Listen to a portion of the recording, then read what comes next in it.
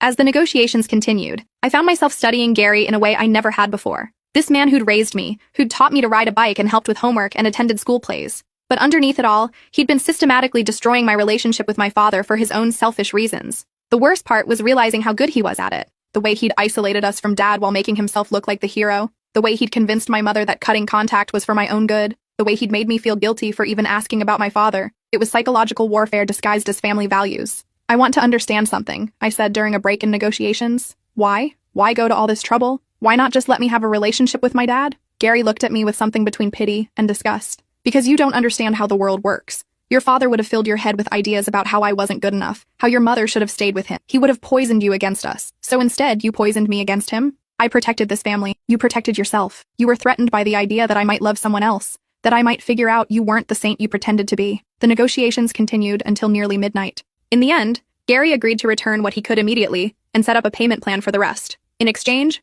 we wouldn't press criminal charges, but the custody arrangement was non-negotiable. I would spend weekends with my father and have unlimited contact. Mom would have to attend family therapy to address the emotional damage caused by years of lies. As everyone prepared to leave, Gary pulled me aside one last time. "You've destroyed this family," he hissed. "I hope you're happy." "I didn't destroy anything. I exposed what was already broken. Your mother will never forgive you for this." I looked over at Mom, who was apologizing to my father through tears. Maybe not, but at least now she knows the truth. Dad drove me to Grandma's house that night. As we pulled into her driveway, he turned to me with tears in his eyes. "I'm sorry," he said. "I should have fought harder. I should have found a way. You tried. That's more than I knew for 12 years. I missed so much of your life. Then let's not waste any more time." The next few weeks were a whirlwind of revelation and adjustment. Gary moved out, taking only his clothes in the car. The house was put up for sale immediately to help cover what he owed. Mom found a smaller apartment and started individual therapy to deal with the years of manipulation she'd endured. It turned out Gary had been controlling her finances too, monitoring her emails and gradually isolating her from friends and family. "I didn't realize how trapped I'd become," she admitted during one of our family therapy sessions. "He made every decision seem like it was for the good of the family, but really it was about maintaining control." Dad and I spent those weeks getting to know each other. He showed me photo albums he'd kept of my school events,